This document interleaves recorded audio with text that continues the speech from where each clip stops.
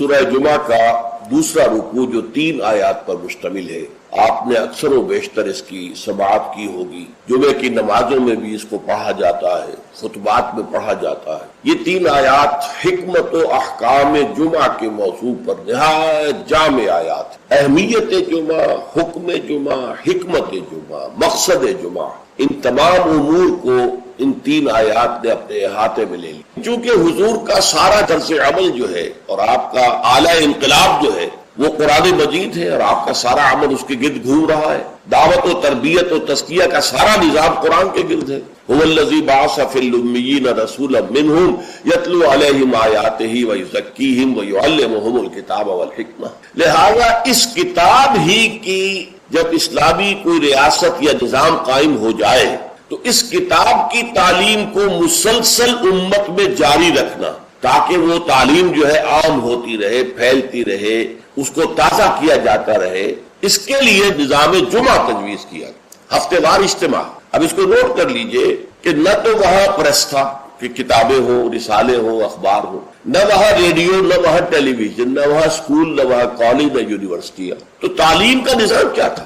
اچھا، تعلیم ایک تو ہوتی ہے بچوں کی تعلیم، اس کا تو بہت آسان کام ہوتا ہے، لیکن تعلیم بالغہ، انقلاب جو ہے وہ در حقیقت زیادہ تعلیم بالغہ پر زور دیتا ہے۔ ایک جو بھی انقلابی جو رہنما ہے، لیڈر ہے، وہ سب سے پہلے اپنے زمانے کے ایڈلٹس کو مخاطب کرتا ہے، ان کو تعلیم دیتا ہے، ان کے ذہنوں کا تزکیہ کرتا ہے، ان کے ذہنوں میں اپنا انقلابی فکر بٹھاتا ہے، جاگزی کرتا ہے، پھر ان میں سے جو موٹیویٹ ہو جاتے ہیں اور جو رسپونڈ کرتے ہیں ان کو جمع کرتا ہے، منظم کرتا ہے، طاقت بناتا ہے۔ بچوں کی تعلیم کا اس میں دخل نہیں ہوتا، وہ تو جب نظام بن جائے گا، اسلامی نظام آ جائے گا تو پھر اس نظام کے تحت بالکل نیا نظام تعلیم ہوگا۔ بچوں کی تعلیم ابتدا سے اس طریقے پر ہوگی کہ اس سے ان کے اندر اسلام اور ایمان کے جو جذبات ہیں وہ پیدا ہو، جہاد فی سبیل اللہ کا ذوق و شوق پیدا ہو۔ لیکن یہ کہ سب سے پہلے جو انقلاب برپا کرنا ہے، تو بچے تو انقلاب نہیں لایا کرتے، انقلاب تو ایڈلٹس لاتے۔ تو ان ایڈلٹس کو مخاطب کرنا اور ان کی تعلیم، ان کا ذہن بنانا، ان کے اندر اس انقلابی فکر کو ان کے ذہنوں میں، دلوں میں اتار دینا، جاگزی کر دینا، یہ ہے وہ مقصد کہ جو نظام جمعہ کے ذریعے سے امت میں اس کو ایک دوام دے دیا گیا۔ جمعے کا ممبر جو ہے اسے ممبر رسول کہتے ہیں۔ ممبر رسول پر جو کھڑا ہوتا ہے وہ نائب رسول ہے۔ وہ نائب رسول وہی کام کرے جو حضور کرتے تھے، یتلو علیہم آیاتہ ویزکیہم ویعلمہم الکتاب والحکمہ۔ یہ کام امت کے اندر جاری و ساری ہو جائے، اس کا تسلسل ہو، اس کا دوام ہو، اس کے لیے جمعہ کی فرضیت۔ نظام جمعہ یہ ہفتے وار اجتماع ہے، آپ کے علم میں ہوگا کمیونسٹوں کا معاملہ بھی یہ ہوتا تھا، ان کا بھی ایک فلسفہ تھا مارکسزم، اور جب تک وہ فلسفہ ذہنوں میں اتر نہ جائے کوئی شخص کمیونسٹ کیسے بنے گا؟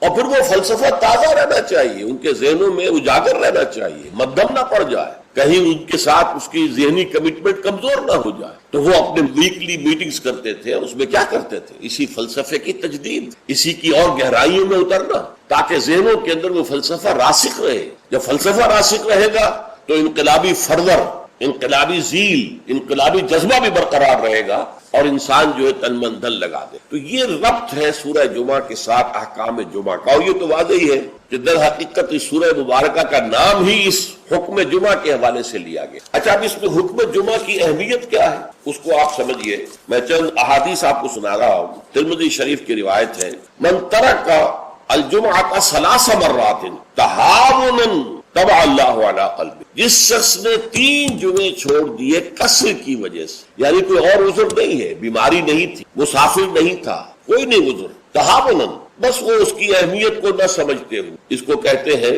ہون، جو آسانی سی بات ہو، بس کوئی اہمیت نہ ہو، تو تہاونا طبع اللہ علی قلبی، اللہ تعالیٰ اس کے دل پر مہر کر، اور یہ مہر کر دینا وہ بدترین سزا ہے جو بدترین کافروں کو دنیا میں دی جاتی۔ ختم اللہ علی قلوبہم وطبع اللہ علی قلوبہم، یہ بدترین کافروں کی سزا۔ جو مسلمان جمعے کی اہمیت کو نظر انداز کرتے ہوئے بغیر کسی عذر کے اگر وہ جمعہ چھوڑ دے گا 3 جمعے، تو اس کے دل پر مہر ہو جائے گا۔ من ترک 3 جمع تہاونا بہا طبع اللہ علی قلبہ، پہلی روایت ترمذی کی تھی، یہ ابو داؤد اور نسائی کی۔ وقال مالک، امام مالک نے موطا میں جو بات کہی ہے وہ یہ ہے کہ لا ادری عن النبی صلی اللہ علیہ وسلم ام لا الا انہ صفوان بن سلیم رضی اللہ عنہ قال من ترک الجمعۃ ثلاثا من غیر عذر ولا علت طبع اللہ علی قلبہ. امام مالک نے جو ان کی کتاب مشہور ہے الموطا، حدیث کا پہلا مجموعہ، حدیث اور فقہ دونوں کا، اس میں کہتے ہیں امام مالک کہ میں یہ تو نہیں کہہ سکتا کہ یہ صفوان ابن سلیم نے رضی اللہ عنہ حضور سے سن کر کہا یا خود کہا، لیکن ان کا قول یہ ہے کہ جس نے بھی 3 جمعے ترک کر دیے بغیر کسی عذر کے، بغیر کسی بیماری کے، طبع اللہ علی قلبہ، اللہ تعالیٰ اس کے دل کے اوپر مہر کر. سب سے سخت حدیث یہ صحیح مسلم کی ہے، عبداللہ ابن عمرو بن العاص اور ابو ہریرہ دونوں سے مروی رضی اللہ تعالی عنہما، انہما سمع النبی صلی اللہ علیہ وسلم. یہاں بالکل یہ مرفوع حدیث ہے کہ ان دونوں نے سنا حضور سے یہ فرماتے ہوئے، لَيَنْتَهِيَنَّ أَقْوَامٌ مِّنْ غَدِرِ الْجُمُعَاتِ أَوْ لَيَخْتِمَنَّ اللَّهُ عَلَىٰ قُلُوبِهِمْ ثُمَّ لَيَكُونُنَّ مِنَ الْغَافِلِينَ. لوگ باز آ جائیں اپنی جمعے کی نماز کو ترک کرنے سے، ورنہ لازماً اللہ تعالیٰ ان کے دل پر ختم کر دے گا، مہر لگا دے گا. یہ وہی لفظ ہے جو سورہ بقرہ کی ابتدا میں آیا ہے، ان الذین کفروا سواء علیہم انذرتہم ام لم تنذرہم لا یؤمنون ختم اللہ علی قلوبہم وعلی سمعہم وعلی ابصارہم غشاوہ. پھر وہ غافلوں میں سے ہو جائیں گے. اسی صحیح مسلم میں حضرت عبداللہ ابن مسعود سے ایک اور روایت ہے، ان النبی قال لقوم یتخلفون عن الجمعۃ لقد هممت ان آمر رجلا يصلي بالناس ثم احرق على رجال يتخلفون عن الجمعۃ بیوتہم. حضور نے فرمایا میرا یہ دل چاہتا ہے کہ میں کسی اور شخص کو امامت کے لیے کھڑا کر دوں اور ان لوگوں کے گھروں میں جا کر ان کے سمیت آگ لگا دوں کہ جو جمعے کے اندر حاضر نہیں ہو. اب آپ ایک طرف حضور کی شخصیت کو دیکھیں، آپ کے اندر نرمی تھی، رقت تھی، شفقت تھی، محبت تھی، رأفت تھی، لیکن دوسری طرف سختی کا یہ عالم ہے کہ جمعے کی اہمیت تاکہ معلوم ہو جائے کہ جمعے کی اہمیت کیا ہے. یا ایھا الذین آمنوا اذا نودی للصلاۃ من یوم الجمعۃ فاسعوا الی ذکر اللہ وذروا البیع. اے ایمان کے دعوے دارو، جب پکارا جائے نماز کے لیے جمعے کے دن، مراد ہے نماز جمعہ. ویسے تو ظاہر بات ہے کہ اذان تو فجر کی بھی ہوگی، عصر کی بھی، مغرب کی بھی، عشاء کی بھی. یہاں مراد کیا ہے؟ نماز جمعہ کے لیے جب اذان دی جائے فَاسْعَوْا إِلَىٰ ذِكْرِ اللَّهِ. لفظی ترجمہ تو ہوگا تو پھر دوڑ پڑو اللہ کے ذکر کی طرف. صحیح کے معنی دوڑنا ہے، لیکن یہ کہ چونکہ حضور نے صلی اللہ علیہ وسلم دوڑنے سے منع، لہذا لپکو یعنی ہمتاً متوجہ ہو جاؤ. اب کوئی کاروبار دنیاوی تمہیں ذرا اس گاہک کو نپٹا لوں، پھر نہیں، فوراً کاروبار بند. فرمایا فَاسْعَوْا إِلَىٰ ذِكْرِ اللَّهِ وَذَرُوا الْبَيْعَ. کاروبار چھوڑ دو. ذَلِكُمْ خَيْرٌ لَكُمْ إِن كُنتُمْ تَعْلَمُونَ. یہی تمہارے لیے بہتر ہے اگر تم سمجھو. اب دیکھیے، غور کیجئے اس میں کہ ہو سکتا ہے کوئی شخص، کوئی دکاندار بیچارہ صبح سے بیٹھا تھا، کوئی گاہک نہیں آیا، جس وقت گاہک دکان میں داخل ہوا اسی وقت اب اذان جمعہ کی آواز آ گئی. اب بڑے سخت امتحان میں ہے وہ، لیکن فرمایا گیا ذالکم خیر لکم. بظاہر گھاٹے کا سودا ہے، صبح سے بیکار بیٹھے تھے، کوئی گاہک نہیں تھا، اب آیا ہے تو نماز کی اذان آ گئی، چھوڑ کے جانا پڑے گا. ضرور پڑے. کاروبار چھوڑ دینا یہ لازم ہے، یہ حکم ہے، یہ واجب ہے، فرض ہے چھوڑ دینا. اس میں کسی قسم کی کوتاہی جو ہے وہ پسندیدہ نہیں. تو جمعے کی اہمیت کے لیے ایک طرف تو قرآن مجید کے یہ الفاظ، یا ایھا الذین آمنوا اذا نودی للصلاۃ من یوم الجمعۃ فاسعوا الی ذکر اللہ وذروا البیع ذالکم خیر لکم ان کنتم تعلمون. اور اس کے ساتھ جمع کیجئے وہ احادیث جو میں آپ کو سنا چکا. اگر 3 جمعے کسی مسلمان نے بغیر عذر کے، ہاں عذر ہو سکتا ہے، آپ بیمار ہیں تو آپ پر فرض نہیں ہے، آپ مسافر ہیں تو مسافر پر فرض نہیں ہے، آپ غلام ہیں کسی کے تو آقا کی اجازت کے بغیر نہیں جا سکتے، لہذا غلام پر بھی جمعہ فرض نہیں ہے، بچے پر بھی جمعہ فرض نہیں ہے، خواتین پر جمعہ فرض نہیں ہے. وہ اپنی ظہر کی نماز اپنے گھروں میں ادا کریں، جمعہ کی فرضیت نہیں ہے. لیکن جس پر جمعہ فرض ہے اور پھر وہ صرف تہاوناً، کسل مندی یا اس کی اہمیت کو نہ سمجھتے ہوئے وہ اگر جمعے مسلسل 3 ترک کر دے گا تو طبع اللہ علی قلوبہم بھی آ گیا اور ختم اللہ علی لیختمن اللہ علی قلب. اللہ تعالیٰ اس کے دل کے اوپر مہر. اچھا، اس میں اب جو نوٹ کرنے کی بات ہے وہ یہ ہے، جمعے کو جمعہ بنانے والی شے خطبہ جمعہ ہے. نماز تو ظہر کی نماز کا قائم مقام جمعہ ہے نا. ظہر کے 4 فرض ہیں اور جمعے کے 2 ہیں، تو نماز اصل شے نہیں ہے. اصل شے جو ہے خطبہ جمعہ ہے، جس نے کہ جمعے کو اہمیت دی. اس لیے کہ خطبے میں تعلیم ہوتی ہے، تلقین ہوتی ہے، جسے میں نے کہا اصل جو مقصد ہے یہ ہفتے وار اجتماع ہے. اس ہفتے وار اجتماع میں تازہ کرنا ہے اپنے نظریے کو، اپنے خیالات کو، اپنے نظریات کو، اپنے عقائد کو تازہ کرنا ہے، اسے پانی دینا ہے، سینچنا ہے. اور یہ کام در حقیقت خطبے کا. ویسے یہ کہ تاریخی اعتبار سے جان لیجئے کہ اسلام جو ہے، شروع سے اسلام ہے، حضرت آدم سے لے کر حضور تک اور آج تک اصل دین جو ہے وہ اسلام ہے، ان الدین عند اللہ الاسلام۔ یہ تو اسلام کے ایڈیشنز ہیں کہ ایک خاص احکام جو حضرت موسیٰ کو دیے گئے تو وہ اس وقت کے لوگوں کے لیے وہ لازم تھے، پھر وہ احکام جو ہے شریعت محمدی کی شکل میں آئے ہیں صلی اللہ علیہ وسلم تو ہم پر وہ واجب ہے، لازم ہے۔ لیکن یہ کہ یہ نظام جو ہے رہا ہے ان تمام مذاہب میں کہ ہفتے کے ایک دن کو فارغ کیا جائے اللہ کی یاد، چنانچہ یہ حکم جمعہ ہی تھا کہ جو دیا گیا تھا امت موسوی کو علی نبی الصلوۃ والسلام، جمعے کا دن تھا۔ ہمیشہ سے جمعے ہی کا دن جو ہے وہ در حقیقت مقدس دن ہے، اور جمعے ہی کا دن ہے کہ جو ابتدائے آفرینش سے چلا آ رہا ہے اس کا۔ لیکن یہودیوں نے اپنی جو بھی شر پسندی تھی ان کے اندر، ان کے مزاج میں جو بغاوت تھی، ان کا جمعے کو چھوڑو جی ہفتہ کرو، تو اللہ تعالیٰ نے بھی پھر ہفتہ ہی ان پر فرض کر دیا۔ اور ان کے ہاں یہ ہفتہ اتنا سخت تھا، جمعے کی مغرب کی نماز کے بعد سے لے کر اگلے ہفتے کی مغرب تک 24 گھنٹے کوئی کاروبار دنیاوی مطلقاً حرام۔ آج بھی امریکہ کے اندر جو لوگ رہتے ہیں، جو کہ پریکٹسنگ جیوز ہیں، جن کے وہ لمبے لمبے بال ہوتے ہیں، ادھر زلفیں ہوتی ہیں، اور انہوں نے لمبے لمبے کوٹ سیاہ رنگ کے پہنے ہوتے ہیں، اور فیلٹ ہیٹ ہوتا ہے ان کا خاص طرز کا سیاہ رنگ کا، یہ جو پریکٹسنگ یہودی ہیں، آرتھوڈاکس یہودی ان کو کہتے ہیں، یہ جمعے کی شام سے اپنے ٹیلی فون کنیکشن بند کر دیتے ہیں، کوئی گفتگو نہیں، ان کے تمام دفاتر بند، گھروں پر بھی کوئی ٹیلی فون نہیں لیں گے، وہ سب بند، اور اس کے بعد ان کا پورا دن گزرتا ہے۔ لیکن وہاں فرق یہ ہے کہ وہاں کوئی جماعت کا اہتمام نہیں تھا، اپنے اپنے طور پر اللہ کو یاد کرو، تورات پڑھتے رہو، جو بھی ان کی ہر شکل تھی نماز کی اس میں وقت گزارو، دنیاوی کاروبار جو ہے وہ کوئی نہیں ہوگا۔ اس کے بعد عیسائیوں کا معاملہ آیا، انہوں نے ایک اور آگے قدم بڑھایا، اور ہفتے کو ترک کر کے اپنے آپ کو یہود سے ممیز کرنے کے لیے اتوار قرار دے لیا۔ اتوار کی صبح کو ان کا ایک خاص عبادت کا دن ہے، اور اس میں واقعہ یہ ہے کہ جو بھی وہ پریکٹسنگ یا کوئی تھوڑا بہت مذہبی مزاج رکھنے والے عیسائی ہیں،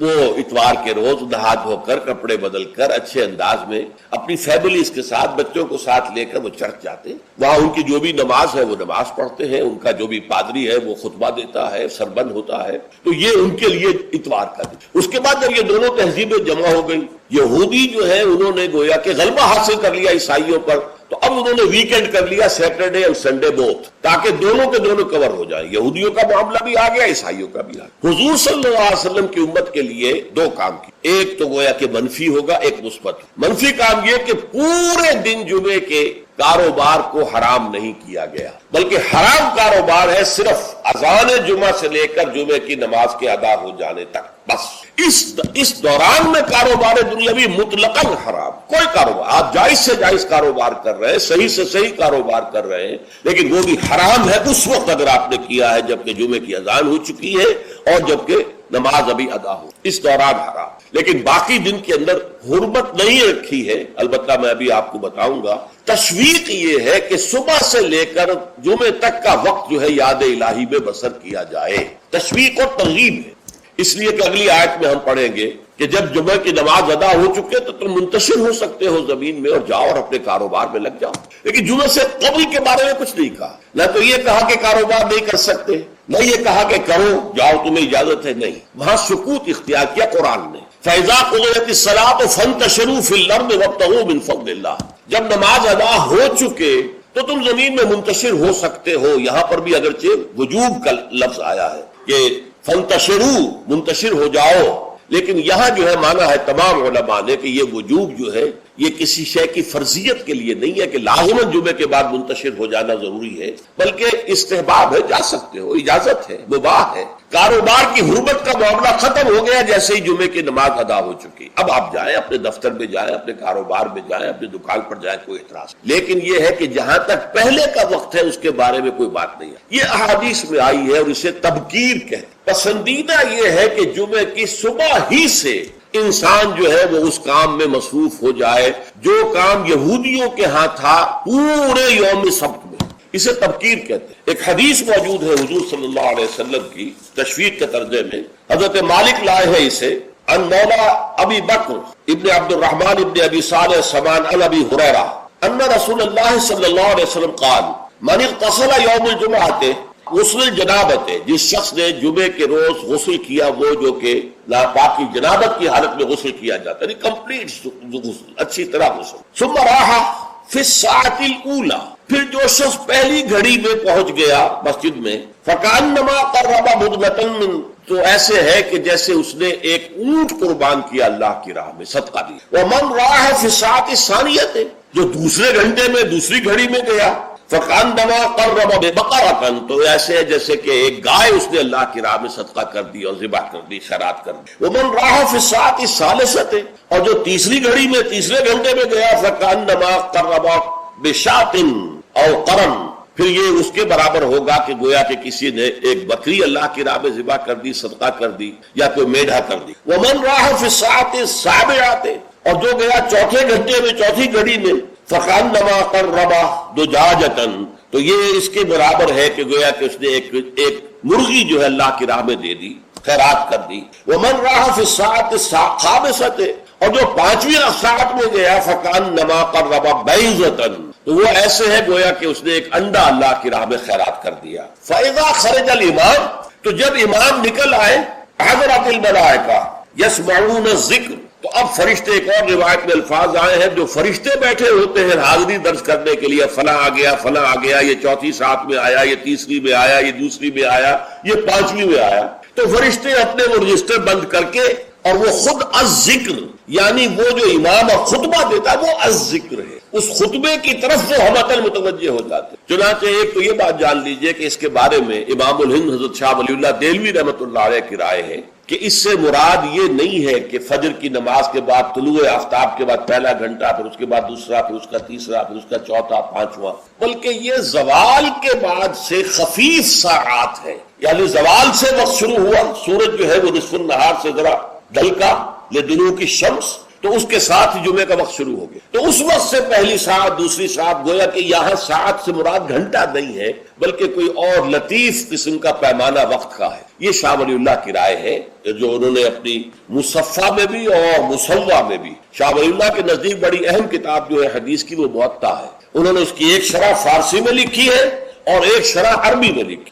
ان دونوں میں انہوں نے یہ رائے ظاہر کی، لیکن بہت سے علماء کی رائے ہے کہ نہیں، جو ہمارا ساعات کا نظام ہے اسی پر اس کو شمار کیا جائے گا. لیکن اس پر بھی اجماع ہے کہ جو اس کے بعد بھی آتا ہے جمعہ تو اس کا بھی ہو جائے گا، جمعے کی فضیلت سے اسے کوئی حصہ نہیں ملے، جمعے کی برکات سے اسے کوئی حصہ نہیں ملے، جمعے کا جو خاص مقام اور مرتبہ ہے اس کے حیثیت سے وہ محروم رہے گا. لیکن جہاں تک فرضیت جمعہ ہے وہ اس فرضیت جمعہ جو ہے وہ اس کی طرف سے ادا ہو جائے. لیکن یہ منظر میں نے اپنی آنکھوں سے دیکھا ہے اپنے بچپن میں، اور وہ یہ سرسا ایک جگہ تھی، وہ تحصیل تھی ضلع حصار کی، وہاں میری بسم اللہ ہوئی، پھر وہ نورانی قاعدے سے ہماری تعلیم شروع ہوئی. تو جس مسجد میں یہ سارا کام ہو رہا تھا بڑے مرکزی مقام پر وہ مسجد تھی. کبھی کبھی اب بھی مجھے خواب میں وہ مسجد آتی، اور اس مسجد میں جمعے کے دن میری اپنی جو مشاہدے کی بات ہے کہ یوں سمجھیے اشراق کے بعد سے لوگوں کی آمد شروع ہو جاتی، اور دیہات سے لوگ آیا کرتے تھے. وہاں ایک خاص قوم تھی، غالباً وہ ارائی تھے، اس رائی علاقے کے ارائیوں کو وہ پچاجے کہتے تھے، جیسے کہ راجپوتوں کو رانگڑ کہا جاتا ہے. لیکن یہ کہ وہ لوگ آتے تھے اونٹوں پر سوار ہو کر، آس پاس صحرا کا علاقہ تھا، سفید کپڑے، سفید کرتے، سفید ان کے تہبند اور سفید ان کے صافے، اونٹوں کے اوپر سوار چلے آ رہے.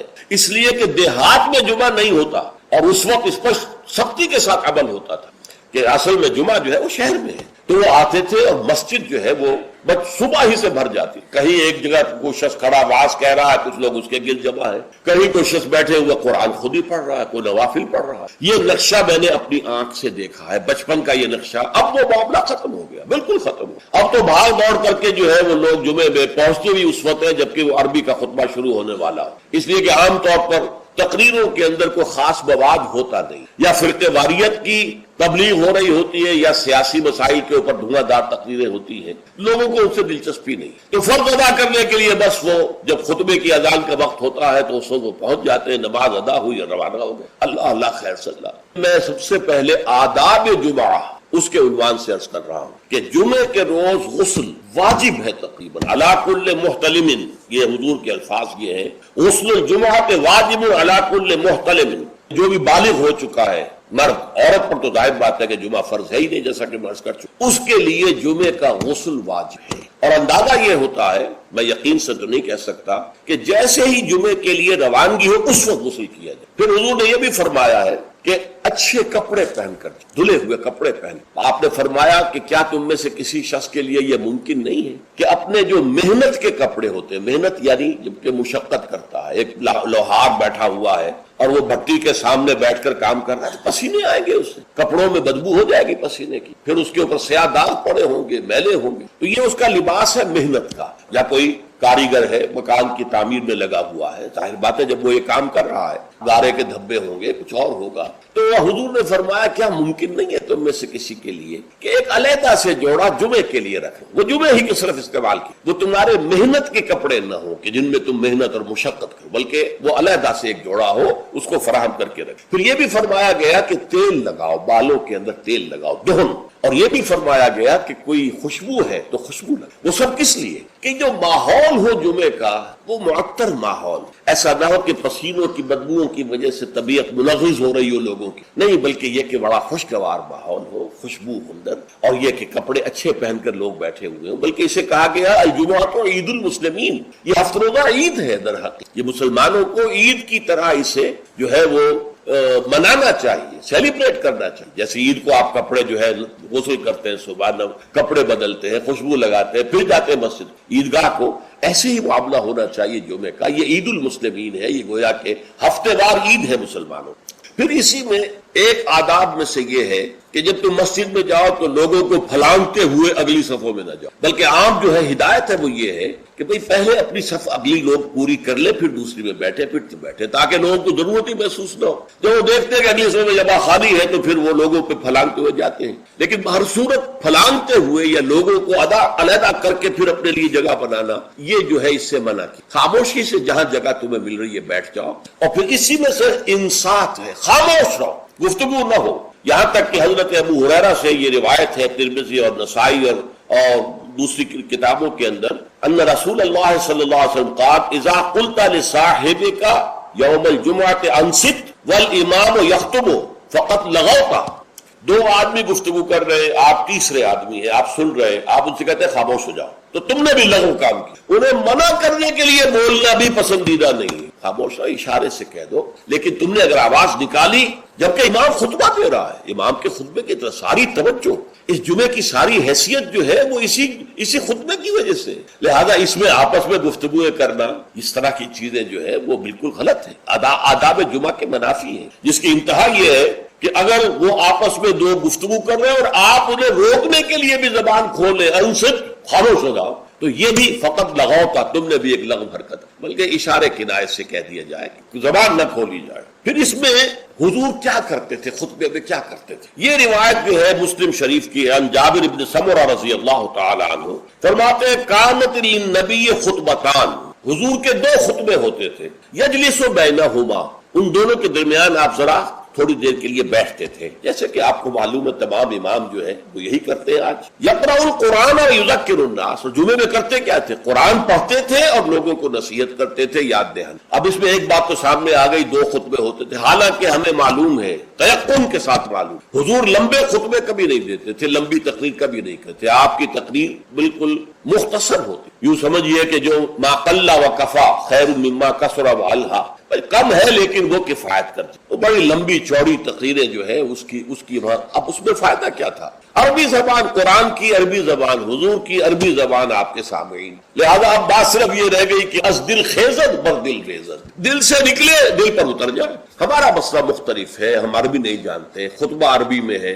اب خطبہ تو سمجھ میں لوگوں کے کچھ آتا ہی نہیں، خطبہ کے ذریعے تو جو مقصد خطبہ ہے وہ حاصل نہیں ہوتا، لہذا وہ تقریر کرتے ہیں، پہلے وعظ کرتے ہیں، اس میں بھی آپ پہلے کچھ قرآن پڑھیں گے تو ترجمہ کریں گے، وضاحت کریں گے، تب ان لوگوں کی سمجھ آئے گا. لیکن حضور کا معاملہ کیا تھا، وہ یہ کہ کان للنبی صلی اللہ علیہ وسلم خطبتان یجلس بینہما. اچھا، اس سے میں یہ سمجھتا ہوں، واللہ عالم، میرا گمان ہے کہ اس سے در حقیقت اشارہ اس طرف ہے کہ یہ خطبہ در حقیقت 2 رکعتوں کے قائم مقام ہے. ظہر کی رکعتیں 4 اور جمعے کی رہ گئی 2 رکعتوں کے قائم مقام 2 خطبے. ورنہ نہ تو حضور معاذ اللہ اتنے کمزور تھے کہ چند منٹ کھڑے ہونے کے بعد آپ کو استراحت کی اور بیٹھنے کی اور آرام کرنے کی جو ہے ضرورت ہوتی، نہ آپ کے خطبے اتنے طویل ہی ہوتے تھے. لہٰذا یہ گویا کہ علامت ہی ہے اس بات کے لیے ایک علامتی اہمیت رکھنے والی بات ہے کہ یہ دو خطبے در حقیقت 2 رکعت نماز کے قائم ہیں۔ اب جیسے نماز میں آپ بات نہیں کر سکتے، اسی طریقے سے خطبے کے دوران بھی آپ بات کر سکتے ہیں۔ آپ کو خاموش رہنا ہے، مؤدب ہو کر پورے طریقے سے سننا ہے خطبہ۔ اس کے بعد فرمایا یقرأ القرآن ویذکر الناس، وہ قرآن پڑھتے تھے خطبے میں بھی۔ اب دیکھیے پڑھنے کے انداز کا فرق ہوتا ہے، ایک شخص قرآن پڑھ رہا ہے، ایک دوسرا شخص قرآن پڑھ رہا ہے، اس کی گہرائیوں میں اتر کر پڑھ رہا ہے۔ جہاں آواز بلند کرنے کی ضرورت ہے وہاں آواز بلند کرتا ہے، جہاں آواز پست کرنے کی ضرورت ہے وہاں آواز پست کرتا ہے۔ اس طریقے سے وہ قرآن مجید کے اندر سے صرف اس کے معنی ہی نہیں نکال رہا بلکہ اس کے احساسات کو بھی اجاگر کر رہا ہے۔ تو حضور جیسے پڑھتے ہوں گے اس کا خیر ہم تصور نہیں کر سکتے، لیکن یہ کہ یہ ضرور آتا ہے کہ حضور کا خطبہ جو ہے وہ ٹھنڈا نہیں ہوتا تھا، جذباتی ہوتا۔ چنانچہ یہ حدیث موجود ہے عبداللہ سے، جابر ابن عبداللہ رضی اللہ تعالی عنہما سے، قال کان رسول اللہ صلی اللہ علیہ وسلم اذا خطب احمرت عیناہ وعلا صوتہ واشتد غضبہ حتی کانہ منذر جیش یقول سبحکم ومسعکم۔ حضور صلی اللہ علیہ وسلم جب خطبہ دیتے تھے آپ کی آنکھیں سرخ ہو جاتی، آپ کی آواز بلند ہوتی اور آپ پر ایک غضب کی سی کیفیت طاری ہوتی، گویا کہ کوئی سالار ہے، کوئی سپہ سالار ہے جو اپنے لشکر کو بتا رہا ہے کہ وہ دشمن کا لشکر آ چکا ہے، اب یا تو صبح کو تم پر حملہ ہو جائے گا، شام کو ہو جائے گا، تیار ہو جاؤ پوری طریقے سے۔ تو جیسے کوئی کسی فوج کا سردار جو ہے سپہ سالار اپنے جو سپاہی ہیں ان کو آبادہ کرتا ہے جنگ کے لیے اور انہیں خبردار کرتا ہے کہ دشمن کا لشکر سر پر آ چکا ہے، سبحکم او مسعکم، وہ صبح کو آیا یا شام کو آیا کہ آیا، اس طریقے سے حضور کا خطبہ ہو، ٹھنڈا نہیں بلکہ یہ کہ اس کے اندر ایک جوش اور لوگوں کو بھی جوش میں لانے کے لیے ایک ایسا انداز کہ جس سے خود ان کے اندر بھی جوش پیدا ہو۔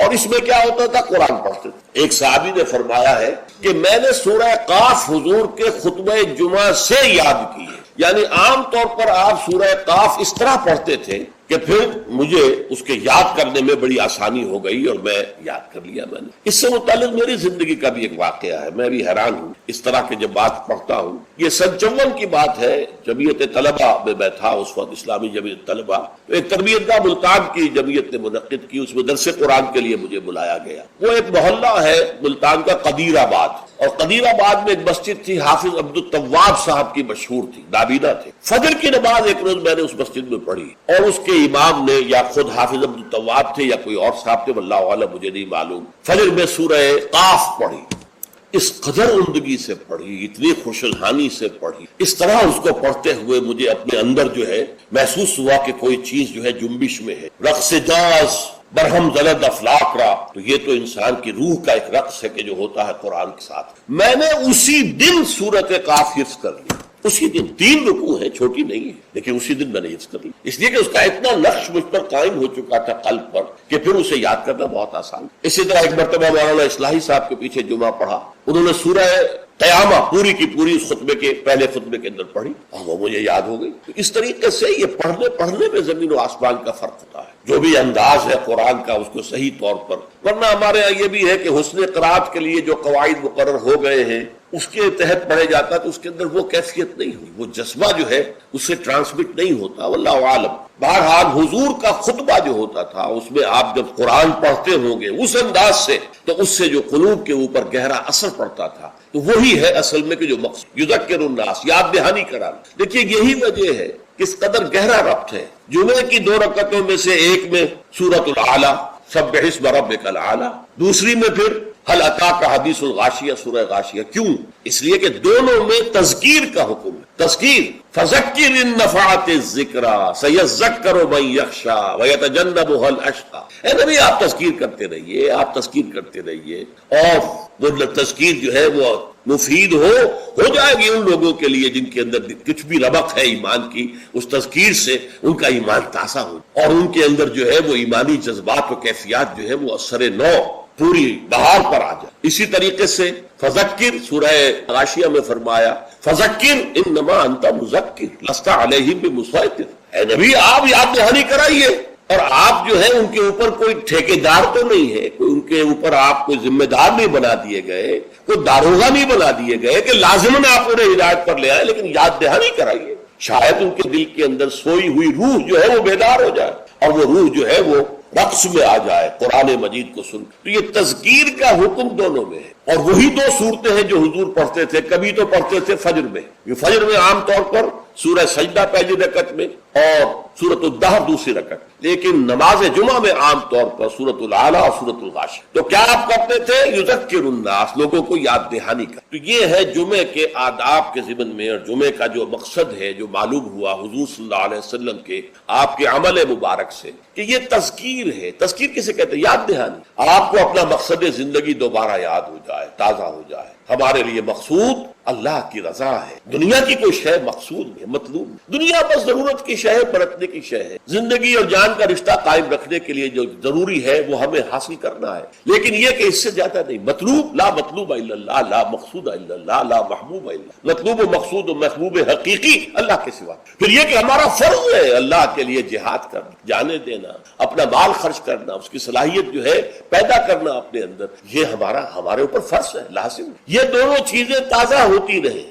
اگر کہیں کوئی گردہ غبار آ گیا ہے ماحول کے اثرات سے، یہ دھندلا سا گیا ہے اگر آئینہ دل، تو اسے پھر صاف اور شفاف کر لیجئے جمعے کے خطبے کے ذریعے. تو یہ گویا کہ وہ اسلامی انقلابی جماعت جس کو حزب اللہ کہا گیا قرآن مجید، تو یہ حزب اللہ کا ہفتے وار اجتماع ہے. اس ہفتے وار اجتماع میں حزب اللہ اپنے بنیادی فکر کو تازہ کر اور اس کے ضمن میں مزید تعلیم اور تربیت کا جو نظام ہے حضور کا، اس کا ایک تسلسل ہے کہ جو جاری رہے. اچھا، اب یہاں فرمایا فَإِذَا قُضِيَتِ الصَّلَاةُ فَانتَشِرُوا فِي الْأَرْضِ. اب اس سے بھی ایک لطیفہ ہے میری زندگی کا بڑا عجیب. میں جب بلڈمری میں تھا، شاہیوال جو کہلاتا ہے، تو وہاں ہمارے محلے ہی میں رہتے تھے ایک صاحب جو بڑے کٹر پرویزی. اور پرویز صاحب کا موقف یہ ہے کہ صلاۃ کے معنی ہے معاشرہ قائم کرو، اسلامی معاشرہ. یہ نماز کو انہوں نے خامخواہ صلاۃ کہہ دیا. اچھا، وہ آدمی تھے بہت نیک، وہ سول انجینئر تھے، اور وہ جو کمیٹی ہوتی ہے جو میونسپل کمیٹی، تو وہ میونسپل انجینئر تھے اور بہت نیک تھے. اور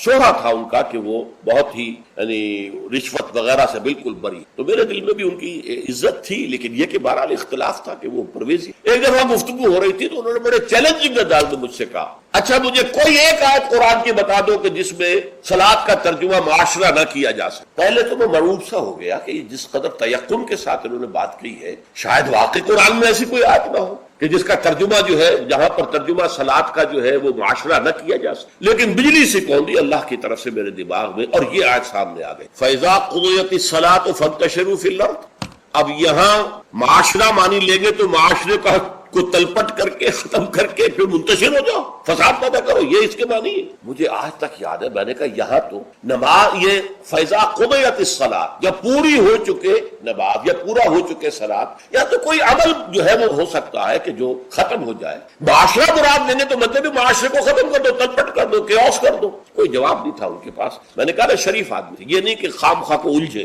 بالکل خاموش. تو یہ ہے فَإِذَا قُضِيَتِ الصَّلَاةُ، جب نماز ادا ہو جائے، فَانتَشِرُوا فِي، تو زمین میں منتشر ہو سکتے ہو، لازم نہیں ہے. بہت سے نیک مسلمانوں کو میں نے دیکھا ہے جمعے کے بعد سے عصر تک بیٹھے رہے مسجد کی، اللہ کی یاد. تو یہ نہیں ہے کہ حکم ہے، وہ حکم کی خلاف ورزی کر رہے، نہیں. ہاں جا سکتے ہو، کہ جاؤ، تمہارا کاروبار ہے، تمہاری دکان ہے، کوئی تمہارا دفتر ہے، اس میں جانا ہے، جاؤ. فَانتَشِرُوا فِي الْأَرْضِ وَابْتَغُوا مِنْ فَضْلِ اللَّهِ، اللہ کا فضل تلاش. اب یہاں یہ بہت اہم مقام ہے کہ مراد ہے رزق، لیکن رزق کو اللہ کا فضل قرار دیا جا رہا ہے. اس کو سمجھ لیجئے، یہ اسلام کا جو معاشی فلسفہ ہے، اس کے جو فلسفیانہ اصول ہیں، ان میں سے ایک اصول یہ ہے کہ چاہے محنت تم نے کی ہے، کھیت میں ہل تم نے چلایا ہے، بیج تم نے ڈالا ہے، اس کو سینچا تم نے ہے، پھر فصل جو ہے اس کی حفاظت تم نے کی ہے، پھر فصل کاٹی ہے، پھر تم دانے گھر لائے ہو، پھر ان کو پیسا ہے، پھر ان کی روٹی پکائی ہے، یہ سب کچھ تم نے کیا، لیکن اسے اللہ کا فضل سمجھو، اپنا کسب نہ سمجھو. کسب جو ہے وہ نیکی اور بدی کے لیے.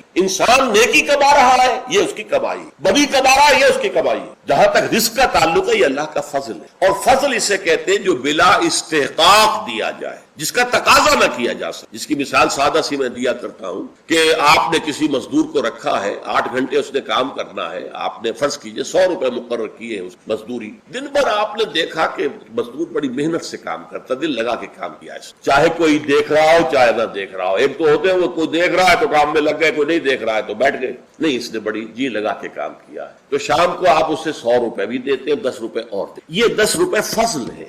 یہ وہ ڈیمانڈ نہیں کر سکتا. ڈیمانڈ تو 100 کر سکتا تھا، 100 طے ہوئے تھے، لیکن آپ نے اپنی طرف سے بغیر اس کے کسی قانونی استحقاق کے 10 روپے اسے دے دیے، یہ فضل. اسی طریقے سے رزق جو بھی انسان دیتا ہے وہ فضل ہے، اسے اپنا کسب نہ سمجھ. جب تم سمجھو گے یہ اللہ کا فضل ہے تو پھر دیکھو گے اللہ اس کو کس طور سے خرچ کرنا چاہتا ہے، کروانا چاہتا ہے، کس کس کے حقوق اللہ نے اس میں رکھے. تو فَابْتَغُوا مِن فَضْلِ اللَّهِ وَاذْكُرُوا اللَّهَ كَثِيرًا، لیکن اس میں بھی اللہ کو کثرت کے ساتھ یاد کرو. یہ نہ ہو کہ مسجد میں تو اللہ کا ذکر ہوا، باہر نکل گئے تو بھول گئے، نہیں، بلکہ یہ کہ جو کام کر رہے ہو اس میں کام میں تمہارے ہاتھ مصروف ہو اور دل تمہارا جو ہے وہ اللہ کے ساتھ لگا ہو. جسے آپ کہتے ہیں پنجابی میں ہتھ کارول دل یار ول. یہ ہے ذکر کثیر. اور ذکر کثیر کا سب سے بڑا ذریعہ کیا ہے کہ جو مصنون دعائیں ہیں، حضور صلی اللہ علیہ وسلم رات کو سونے لگے ہیں تو دعا ہے، صبح اٹھے ہیں تو دعا ہے، بیت الخلاء میں داخل ہو رہے ہیں تو دعا ہے، باہر نکلے ہیں تو دعا ہے. ظاہر بات ہے کوئی ایکسٹرا ٹائم تو آپ کا نہیں لگ رہا، وہ کام کر رہے ہیں آپ، لیکن ہر کام کے شیشہ دیکھا ہے، آئینہ دعا ہے، کپڑے بدلے ہیں دعا ہے، گھر سے نکلے ہیں مسجد کے لیے دعا ہے، مسجد میں داخل ہوئے تو دعا ہے، مسجد کے اندر تو ذکر ہے ہی ہے سارا، باہر نکلے ہیں تو دعا ہے، بازار میں داخل ہو رہے ہیں تو دعا ہے، بازار سے واپس آ رہے ہیں تو دعا، ہر کام کے لیے دعا ہے. یہ دعا جو ہے یہ ذکر کثیر کا سب سے بڑا طریقہ ہے، ذریعہ ہے. اور اس کے اندر دوہری ہے بات کہ ایک تو آپ کا اللہ سے تعلق قائم ہو گیا کہ آپ نے دعا اللہ سے کی ہے، ایک آپ کا تعلق حضور کے ساتھ قائم ہو گیا کہ آپ نے الفاظ وہ استعمال کیے جو حضور کے الفاظ ہیں. تو گویا کہ دو نسبتیں تازہ ہو گئی جب بھی آپ نے ایک مسنون دعا پڑھی. تو دعا ادعیاء مسنونہ جو ہے در حقیقت وہ دوام ذکر کا سب سے بڑا ذریعہ ہے. اس کے لیے علیحدہ سے وقت نکال کر کوئی آسن بنا کر اور کوئی ضربے لگا کر اس کی ضرورت نہیں، بلکہ ہر کام کرتے ہوئے تو زندگی کے ہر کام کے ساتھ دعا ہے، اور وہ دعا ہے مسنون جو حضور سے ثابت. لہٰذا دو نسبتیں جو ہے جس کو آپ کہتے ہیں ایک تیر میں دو شکار، اللہ سے دعا ہو گئی، اللہ سے تعلق قائم ہو گیا، اور الفاظ آپ نے وہ استعمال کیے جو محمد الرسول اللہ سے منقول ہے صلی اللہ علیہ وسلم، آپ کا تعلق حضور کے ساتھ قائم ہو. وَاذْكُرُوا اللَّهَ كَثِيرًا لَعَلَّكُمْ تُفْلِحُونَ، تاکہ تم فلاح پاؤ. اب جو تیسری اور آخری آیت ہے وہ ایک خاص واقعے سے متعلق ہے. وَإِذَا رَأَوْا تِجَارَةً أَوْ لَهْوًا انفَضُّوا إِلَيْهَا. اے نبی ان لوگوں کا حال یہ ہے، ان لوگوں سے کیا مراد ہے اب یہاں معین نہیں ہے، لیکن کچھ لوگ جو بہرحال مسجد میں نماز جمعہ ادا کر رہے تھے، اذا رأوا تجارت، جب انہوں نے دیکھی کوئی تجارت، کوئی کاروبار، او لہون، یا کوئی کھیل تماشا، کہیں سے کسی مداری کی ڈگڈگی کی آواز آ گئی، تو اب یہ ہے کہ یہ آپ کو چھوڑ کے یہ ادھر متوجہ ہو گئے. انفضوا الیہا وترکوک قائما، اور آپ کو کھڑے ہوئے چھوڑ گئے. قل ما عند اللہ خیر من اللہو ومن التجارہ، بڑی شدید جو اس پر سرزنش آئی. ان سے کہہ دیجئے جو اللہ کے پاس ہے وہ تجارت سے بھی اور یہ دل لگی کے کاموں سے اور یہ تفریح کے کاموں سے سب سے بڑھ کر قیمتی شے ہے، اور اللہ تعالیٰ جو ہے وہ رزق دینے والا ہے. تو اس کا در حقیقت یوں سمجھ لیجئے کہ ایک تو عام طور پر یہ کہا گیا ہے کہ ابتدا میں جمعہ کا خطبہ بھی نماز کے بعد ہوتا تھا، جیسے عیدین کا جمعہ بھی آج کل ہو. عیدین میں آپ کو معلوم ہے 2 رکعت نماز کے بعد جو ہے وہ خطبہ ہو. تو ابتدا میں صورت یہ تھی کہ اسی طرح جمعے کا خطبہ تھا. تو کچھ لوگوں نے یہ سمجھا کہ جمعہ تو ادا ہو چکا، خطبے کی اہمیت ان کے سامنے نہیں تھی، اور صورتحال یہ تھی کہ سخت قحط پڑا ہوا تھا، اجناس کی کمی تھی بازار میں، گندم جو وغیرہ دکانیں خالی تھی. اسی اسنا میں گھنٹیاں سی بجنے لگی، اونٹ چلے آ رہے ہیں، معلوم ہوا تو قافلہ آ گیا ہے اجناس لے کر، شام سے گندم لے کر یا جو لے کر یا اور چیزیں لے کر کھانے پینے کی. تو ہم لوگوں کو فکر ہوئی جیسے کہ ہمیں ہو جاتی ہے، جلدی جائیں، پتہ نہیں سب لوگ خرید لیں اور ہم رہ جائیں، جو بھی مال آیا ہے، جو بھی اجناس آئی ہیں وہ ختم ہو جائے، ہم رہ جائیں. تو اس خوف سے لوگ جو ہے حضور کو کھڑا ہوا جبکہ ابھی آپ خطبہ دے رہے تھے. اور اگر واقعتاً وہ بات صحیح ہے کہ نماز ادا ہو چکی تھی تو خطبہ جو ہے وہ بات کی انہوں نے اضافی شے سمجھی، اس کی کوئی اہمیت نہ سمجھی. چلے تو میں اسی روایت کو زیادہ صحیح سمجھتا ہوں کہ جمعہ جو ہے وہ ابتدا کے اندر جمعے کا خطبہ بھی نماز کے بعد ہو. تو لوگ چلے گئے. انفضوا الیہا وترکوک قائما، میرے نزدیک یہ کہ اگر نماز ادا نہ ہوئی ہوتی تو مجھے گمان نہیں ہے کہ کوئی ایک شخص بھی وہاں سے نکل. اچھا، نکلنے والوں میں ظاہر بات ہے کہ سب سے پہلی فہرست پر تو منافقین ہوں گے جن کے دلوں میں ایمان ہے ہی نہیں، یا ضعیف الایمان لوگ ہوں گے، یا کچھ غافل قسم کے ہوں گے جنہیں خطبے کی اہمیت کا علم نہیں تھا. تو اسی اعتبار سے بڑی مناسبت ہے کہ یہ آخری آیت جڑی ہوئی ہے اگلی سورت سے، سورہ منافقون، اور اس میں بھی اذا جاءک المنافقون قالوا نشهد انک لرسول اللہ. वल्लाहु यअलमु इन्नका लरसूलुहु वल्लाहु यशहदु इन्नल मुनाफिकीन लकाज़िबून। तो गोया कि ये इस तरीके से जुड़ गई हैं दोनों सूरतें, सूरह जुमा और सूरह मुनाफिकून। और हुजूर सल्लल्लाहु अलैहि वसल्लम इसी वजह से कभी कभी सूरह जुमा और सूरह मुनाफिकून फजर में पढ़ते। अक्सर तो मैं बता चुका हूं कि सूरह सजदा और सूरह दहर, लेकिन कभी कभी सूरह जुमा और सूरह मुनाफिकून पढ़ते, क्योंकि ये आपस में जुड़ी हुई। वइज़ा रअव तिजारतन औ लहवन इन्फज़्ज़ू इलैहा, अब यहाँ पर लोगों की हिदायत के लिए लहव का लफ्ज़ भी इजाफा कर दिया गया। जो वाकया मैंने बयान किया उसमें सिर्फ ये कि गंदुम या कुछ और जो है वो अजनास जो है उनकी कमी थी, और उस वक्त वो काफिला आ गया तो बहुत से लोग उधर मुतवज्जे हो गए, और हुजूर का जो खुतबा जारी था उसकी परवाह नहीं। इस पर सरजनिश की गई। इससे इजाफी फायदा क्या हुआ कि खुतबे की अहमियत वाज़ेह कि नमाज जुमा तो है ही खुतबे के लिए, वरना नमाज तो तुम जोर की पढ़ते हो, 4 रकतें पढ़ते हो, और यहाँ तुमने 2 रकतें पढ़ी। असल में तो ये खुतबा जो है वही है दर हकीकत जिसके जरिए से अपने इनकलाबी फिक्र को ताजा रखना है, अपने इनकलाबी जज्बे को, जिहाद और क़िताल के जज्बे को बरकरार रखना है। ये उसके लिए एक निज़ाम तालीम है, तालीम बालिग़ा का निज़ाम। अब अगर इस वक्त सूरत यह है कि नमाज जुमा की और खुतबा जुमा की वो हैसियत इल्ला माशाअल्लाह कहीं कहीं अगर ऐसा हो तो हो कि ये मकसद पूरा हो रहा हो, वरना हकीकत में नहीं। या फिरके वारियत की बहसें होती हैं, एक दूसरे पर कुफ्र के फतवे लगते हैं, और या ये कि कुछ सियासी मिजाज के जो है वो सियासत पर गुफ्तगू करते, तो ये नहीं है। लेकिन फिर भी खंडर बता रहे हैं इमारत अजीम थी। आज भी मुसलमान जिस एहतमाम के साथ जुम्मे के लिए जाते हैं, जितनी बड़ी बड़ी गैदरिंग्स होती है, कांग्रीगेशन, तो उससे मालूम हुआ कि मोहम्मद का कायम करदा ये निजाम सल्लल्लाहु अलैहि वसल्लम किस कदर मोहकम था, और आज तक भी बड़ा प्यारा ये मिसरा है, खंडर बता रहे हैं इमारत अजीम। अगर कि वो असल इमारत तो खत्म हुई, रह गई रस्म अज़ा रूह बिलाली न रही, फलसफा रह गया तलकीन गजाली न रही, नमाज और रोजा और कुर्बानी और हज ये सब बाकी है, तू बाकी नहीं। अल्लाह की रूह जो है तक़वल्लाह वो खत्म हो चुकी। लेकिन ये है कि फिर भी ये खंडर जो है ये भी बता रहे हैं कि इमारत जब थी कायम तो कितनी हसी, जबकि इसके ढांचे के अंदर इसकी रूह भी, तज़कीर, याद दहानी, इस्लाम के इनकलाबी जज्बात को ताजा करना, अपने इनकलाबी फिक्र तौहीद को ताजा करना, तो ये गोया के हिज़्बुल्लाह का हफ्तेवार इज्तिमा था।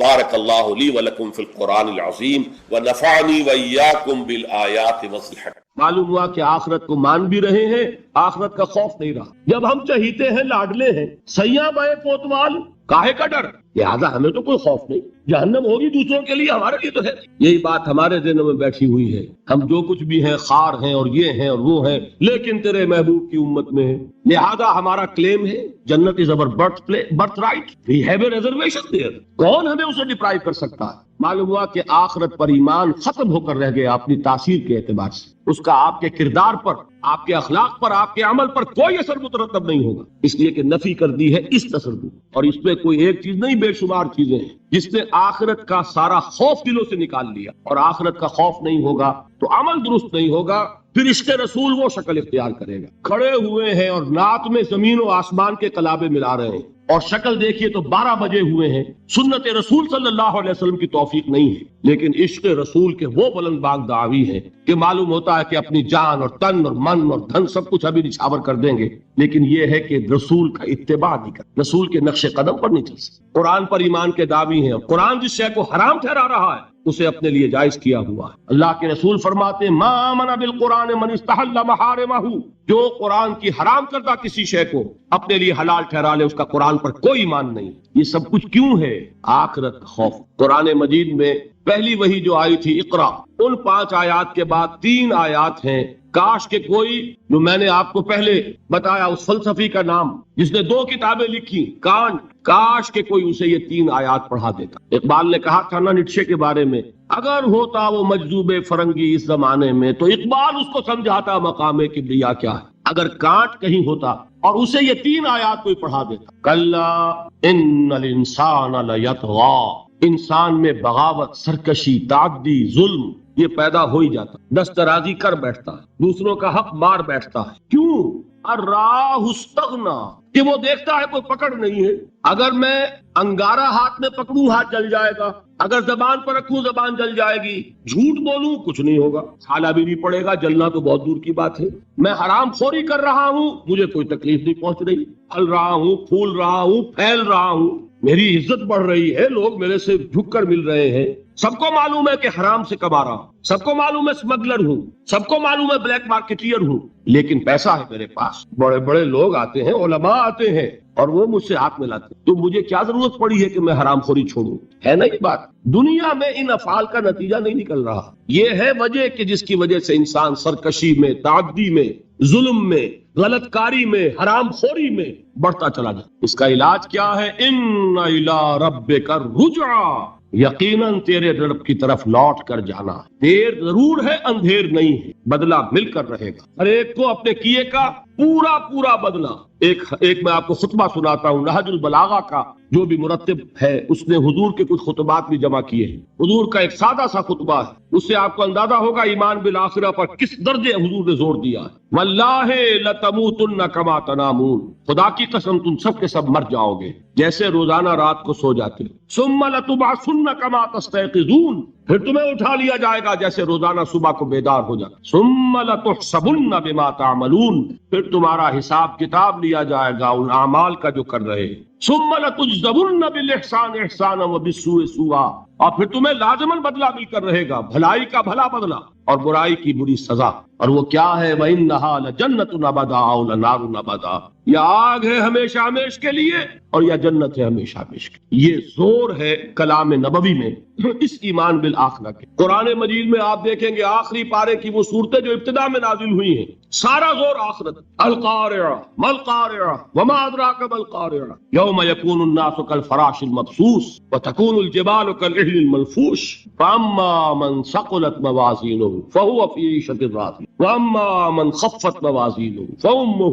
ہاویہ وما ادراک ما ہی نار حامیہ۔ میں ایک مثال دے رہا ہوں، الحاقہ ما الحاقہ وما ادراک ما الحاقہ اما یتساءلون عن النبأ العظیم الذی هم فیہ یختلفون کلا سیعلمون ثم کلا سیعلمون۔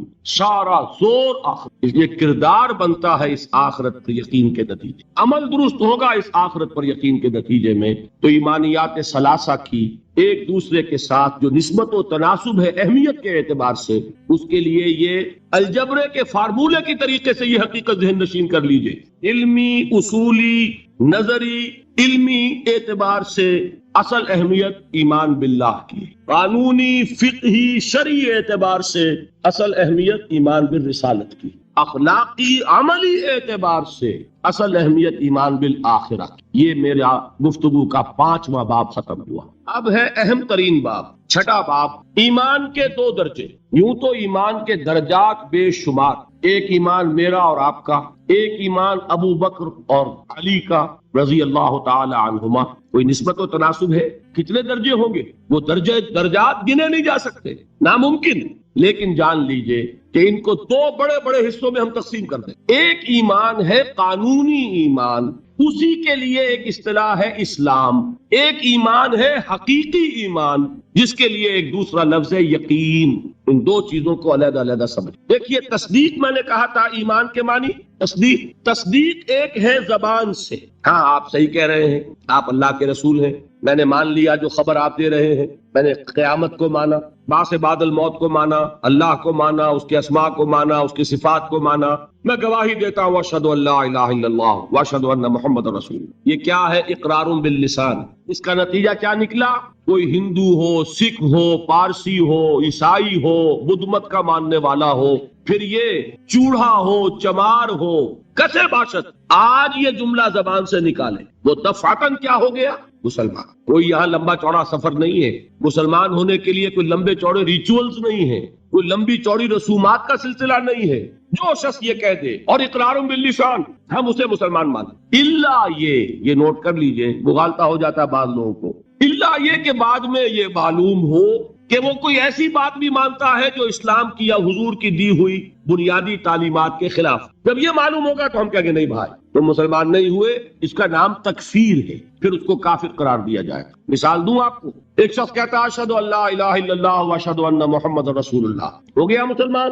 بعد میں کہتا ہے میں نے آخرت کا اقرار کب کیا تھا؟ میں نے تو اللہ کو مانا، رسول کو مانا، یہ آخرت تو میں نے نہیں مانی۔ اب کیا کہیں گے آپ؟ اس کو مسلمان مانیں گے کہ نہیں؟ یہ تکفیر ہے۔ جب تک ہمیں معلوم نہیں کہ وہ آخرت کا منکر ہے، صرف کلمہ شہادت کی بنیاد پر اسے مسلمان مانا माना जाए। लेकिन जब मालूम हुआ कि वो आखिरत का मुनकिर है, अब उसकी तकफीर हो जाएगी कि नहीं तो मुसलमान नहीं हो, काफिर। बिल्कुल इसी तरह जब तक हमें मालूम नहीं कि कोई शख्स जो कलमा शहादत पढ़ रहा है वो खत्म नबूवत का मुनकिर है, उस वक्त तक वो मुसलमान माना जाएगा। लेकिन जब ये मालूम हो जाए कि वो खत्म नबूवत का मुनकिर है, उसकी तकफीर की जाए। इसलिए कि मोहम्मद रसूलुल्लाह ने जैसे खबर आखिरत की दी, वैसे ही खबर अपनी नबूवत की इख्तिताम और तकमील की दी। तो ये जो है इस्लाम या ईमान कानूनी, इसका ताल्लुक है इकरारुम बिल लिसान से। इसकी बिना पर हम दुनिया में किसी को मुसलमान मानते हैं। लेकिन एक है तस्दीक दिल से, समझ रहे हैं बात? ये दिल से तस्दीक होगी तो हकीकी ईमान होगा। अगर दिल से तस्दीक नहीं है, जबान से तस्दीक है, तो इस्लाम तो हो जाएगा, ईमान नहीं होगा। बात समझ में आई? तो एक ईमान का कानूनी दर्जा है। अच्छा, दिल की तस्दीक की बात ऐसी है, हर शख्स समझ सकता है, इसको हम वेरीफाई नहीं कर सकते। आज तक भी, आज क्या तारीख है? 12 दिसंबर 1985 तक भी कोई आला हमारे पास ऐसा नहीं जिसके जरिए से हम दिल में उसे उतार कर ये देख ले कि ईमान है कि नहीं है। नहीं है ना? तो ईमान की जो दुनिया का ईमान है उसमें दिल की बात ज़ेरे बहस नहीं आएगी। बात समझ रहे? मजबूरी है हमारी। We can't no it, we can't verify it. हमने किसी के दिल में उतर कर नहीं देखा। हो सकता है, देखिए, कोई हिंदू, कोई सिख पाकिस्तान में आता है जासूस की हैसियत से, वो मुसलमानों की शक्ल बनाएगा कि नहीं? दाढ़ी भी रखेगा, खूब नमाज सीख के आएगा, खतना करा के आएगा, ताकि कोई आड़ा वक्त आए और वेरिफिकेशन होने लगे तो मेरी आइडेंटिटी जो है मुसलमान की तस्लीम हो जाए। और हो सकता है हमारे यहाँ बॉर्डर एरियाज में कोई इमाम मस्जिद बन के बैठा हुआ हो और वो हिंदू जासूस हो। क्या उसके दिल में ईमान है? नहीं, वो बना हुआ मुसलमान है, लेकिन हमें मुसलमान मानना पड़ेगा। क्यों? Unless you can prove it otherwise. आपके पास क्या सबूत है? सबूत मिल जाएगा तो आप उसे पकड़कर जेल में डाल देंगे जासूसी के जुर्म में। लेकिन ये कि जब तक आपके पास कोई सबूत नहीं है, you will have to accept him as a मुस्लिम। इसलिए कि मुसलमान होने के लिए कानूनी तौर पर ईमान का तकाजा पूरा करने के लिए सिर्फ इकरारुम बिल लिसान, दिल की तस्दीक को उसमें हम कहीं जेरे बहस ला ही नहीं सकते।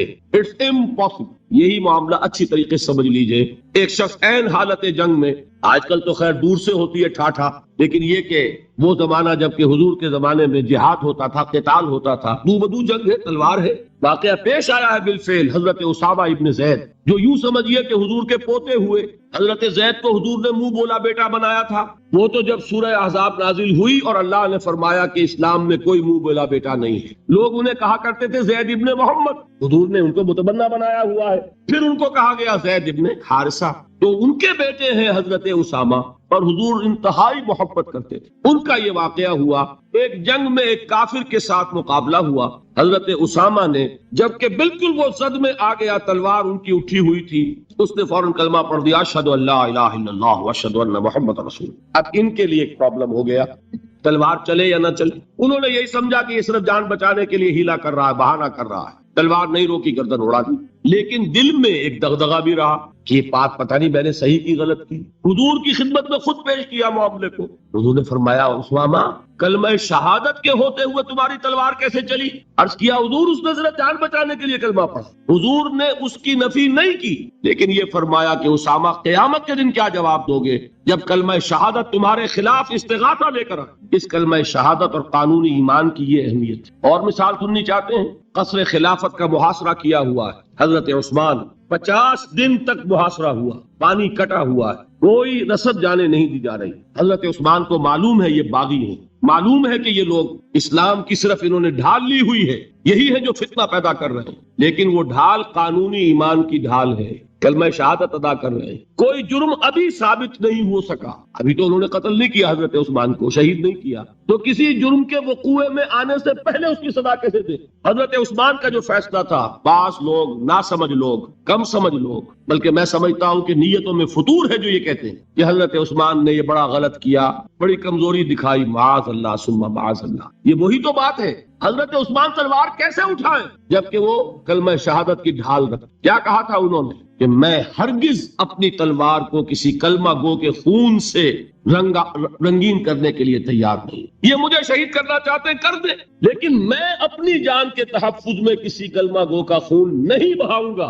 इसलिए कि ये कलमे की ढाल बहुत बड़ी ढाल है, जिसको कि हजरत उसामा, हुजूर फरमा रहे हैं कि उसामा क्या जवाब दोगे क़यामत के दिन जब ये कलमा शहादत तुम्हारे खिलाफ इस्तिगासा लेकर आए? یہ ہے اس قانون کی اہمیت. قانونی ایمان اس دنیا میں انتہائی اہمیت کا حامل ہے. حضور نے فرمایا کہ ایک مسلمان کی جان اور اس کی آبرو اللہ کی نگاہوں میں اتنی محترم ہے جتنا کعبہ. یہ تو آج ہمارا حال ہو چکا ہے کہ مسلمان کے خون سے خنجر آلودہ کر رہا ہے, مسلمان کی گردنیں کاٹ رہا ہے. ہمارے ہاں بڑی جنگوں کو چھوڑیے جو ہو رہی ہے اس وقت, آپ دیکھیں گے کہ ہمارے ہاں ہمارے ممالک میں خاص طور پر پاکستان میں چند ٹکوں کے لیے انسانی جان لی جا رہی. چھوٹے چھوٹے جھگڑے, چند روپے کا جھگڑا ہے اور انسانی جان لے لی گئی, جس کو حضور نے فرمایا کہ اس کا احترام اللہ کی نگاہ میں بالکل اتنا ہے جتنا کعبے کا احترام. یہ ہے اس قانونی اسلام کی اہمیت. لیکن یہ جان لیجئے اس قانونی ایمان کا عمل دخل صرف اس دنیا تک ہے.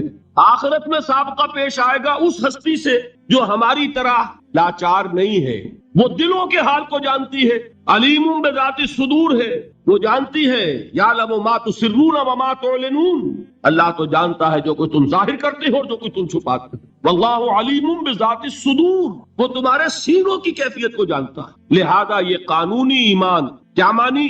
اگر صرف اقرار باللسان ہے اور تصدیق بالقلب نہیں ہے, یہ ایمان دنیا میں معتبر ہوگا, دنیا میں ایک مسلمان کی حیثیت سے تسلیم کرا لے گا, اس کو تمام لیگل رائٹس, تمام constitutional rights of a Muslim in an Islamic state, تمام legal and moral rights of a Muslim in an Islamic society, he will be entitled to everything. ہر حق اسے حاصل ہے. لیکن آخرت میں معاملہ ہوگا اس ایمان حقیقی کی بنیاد پر جو قلبی تصدیق کے ساتھ. تصدیق ہے تو مومن قرار پائے گا, تصدیق قلبی نہیں ہے تو مومن نہیں قرار پائے. یہ البتہ ہے اس تصدیق قلبی کے مدارج ہوں گے. یقین کی گہرائی, جیسا کہ میں عرض کر چکا, کہاں ابو بکر اور علی اور عمر اور عثمان اور طلحہ اور زبیر, کہاں سلمان فارسی, کہاں ابو ذر, کہاں ان کا ایمان, کہاں ہم میں سے کسی کا ایمان, زمین و آسمان کا فرق ہوگا. لیکن بیسیکلی تصدیق بالقلب ہوگا تو آخرت میں ایمان جو ہے تسلیم کیا جائے گا. اور اگر تصدیق بالقلب نہیں ہے تو دنیا میں چاہے وہ مسلمانوں کا بڑا لیڈر مانا جاتا ہو, وہ مسلمانوں کا رہنما تسلیم کیا جاتا ہو, یہاں کے سینسس کے رجسٹرز میں اس کا مذہب اسلام لکھا گیا ہو, کتنی ہی بڑی سے بڑی سند لے کر وہ چلا جائے اور آپ اس کے کفن میں بھی رکھ دیں کہ یہ دنیا میں مسلمان مانا جاتا تھا اور مسلمان ہی نہیں مسلمانوں کا قائد اور رہنما مانا جاتا تھا, یہاں کی ساری سندیں اور یہاں کے ساری سینسس رپورٹس وہاں جو ہے پرے کاہ کے برابر وقت نہیں رکھتی. وہاں تو ایمان ہوگا دل کا تو ایمان ہوگا تسلیم, اور اگر تصدیق قلبی نہیں ہے تو اقرار باللسان کی بنیاد پر کوئی شخص وہاں مومن نہیں مانا. یہی وجہ دیکھیے اس ایمان مجمل کے الفاظ کو پھر دہرائیے, کتنے جامع الفاظ ہیں. میں خراج تحسین ادا کرتا ہوں اس عالم کو کہ جس نے یہ الفاظ مرتب کیے, اس لیے کہ یہ الفاظ حدیث میں نہیں, یہ کسی بہت بڑے عالم اور امام, میں تحقیق نہیں کر سکا کس کے ہیں, لیکن یہ کہ بہت گہرا جو معرفت ہے دین کی, دین کا فہم, جس کو کہ تفقہ فی الدین کہا گیا, ایک ان ڈیپتھ انڈرسٹینڈنگ آف دین جن کو حاصل تھی, وہی یہ لفظ متعین کر سکتا ہے. آمنت باللہ کما ہوا باسمائہ و صفاتہ وقبلت جمیع احکامہ. آگے کیا ہے؟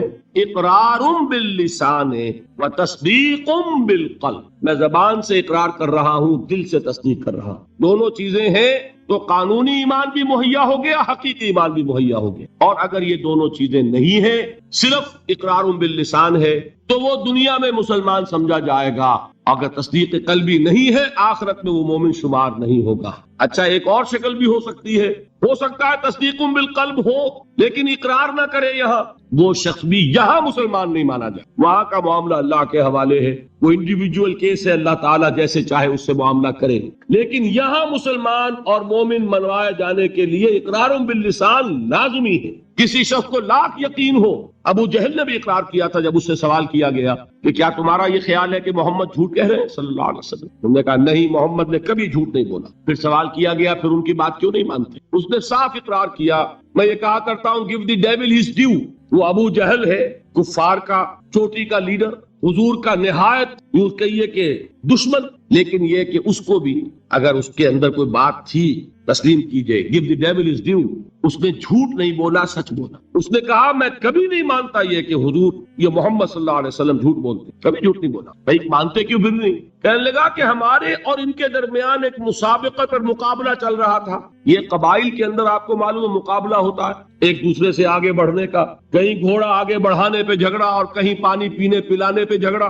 تو قریش ایک قبیلہ ہے، قریش کے گھرانے ہیں یہ، بنو ہاشم، بنو امیہ، بنو عدی، بنو تیم، بنو فلاں۔ تو اس نے کہا کہ ہمارے اور بنو ہاشم کے درمیان ایک مقابلہ تھا، مسابقت تھی، ہم کندھے سے کندھا لگائے آ رہے ہیں آج تک، ہم نے آگے نہیں نکلنے دیا بنو ہاشم کو، انہوں نے سخاوتیں کی، ہم نے ان سے بڑھ کر کی، انہوں نے لوگوں کو کھانے کھلائے، ہم نے بڑے دسترخوان بچھا دیے، ابھی تک تو ہم کندھے سے کندھا ملائے آ رہے ہیں، اگر ان کی نبوت مان لیں تو ہم قیامت تک کے لیے نیچے ہو جائیں گے، اور یہ مجھے گوارا نہیں۔ اور مثال چاہیے، قرآن کتنی مرتبہ کہتا ہے کہ یہود کے علماء حضور کو اس طرح پہچانتے تھے جیسے اپنے بیٹوں کو پہچانتے، یعرفونہ کما یعرفون ابناہم، ایک شخص لاکھوں میں بھی اپنے بیٹے کے پہچان میں غلطی نہیں کرے گا، وہ مثال دی ہے اللہ تعالیٰ نے، ایسے پہچانتے ہیں محمد کو جیسے اپنے بیٹوں کو پہچانتے ہیں، لیکن ایمان نہیں لائے۔ ایک استثناء، حضرت عبداللہ ابن سلام رضی اللہ تعالی عنہ علماء یہود میں سے جو ایمان لائے، باقی کوئی ایمان نہیں لایا۔ کیوں؟ کہ آج تک تو ہماری سرداری ہے، ہماری چودراہٹ ہے، لوگ ہم سے فتوے مانگتے ہیں، لوگ ہم سے آ کر پوچھتے ہیں، ہمارے ہاتھ چومتے ہیں، اگر ہم محمد کو مان لیں، ہماری سیادت، ہماری قیادت، ہماری چودراہٹ